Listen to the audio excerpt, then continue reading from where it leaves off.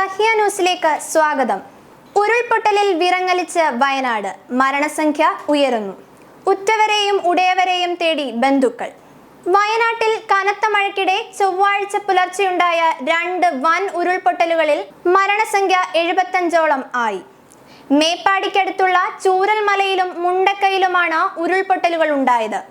ചൂരൽമലയിൽ നിരവധി വീടുകൾ തകരുകയും ഒലിച്ചു പോകുകയും ചെയ്തിട്ടുണ്ട്. നിരവധി പേർ ദുരന്ത മേഖലയിൽ കുടുങ്ങിയിട്ടുണ്ടെന്നാണ് നാട്ടുകാർ നൽകുന്ന വിവരം. പരുക്കേറ്റ 100ഓളം പേർ വിവിധ ആശുപത്രികളിൽ ചികിത്സയിൽ കഴിയുന്നുണ്ട്.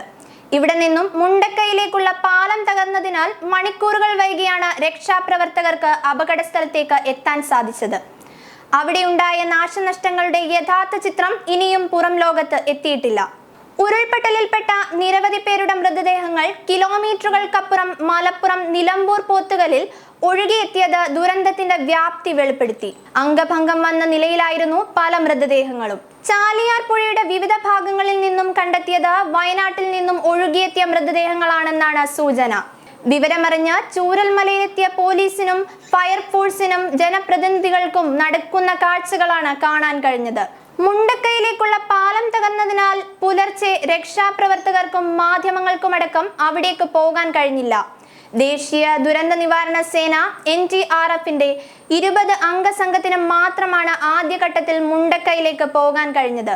അവിടുത്തെ രക്ഷാപ്രവർത്തനത്തിനായി സൈന്യം എത്തിക്കൊണ്ടിരിക്കുകയാണ്. സൈന്യം എത്തിയ ശേഷം മാത്രമേ രക്ഷാപ്രവർത്തനം കാര്യക്ഷമമായി നടത്താൻ കഴിയൂ എന്നാണ് പ്രതീക്ഷിക്കുന്നത്. സൈന്യത്തിന്റെ എഞ്ചിനീയറിംഗ് ഗ്രൂപ്പും നേവിയുടെ റിവർ ക്രോസിംഗ് സംഘവും വയനാട്ടിലെത്തുന്നുണ്ട്.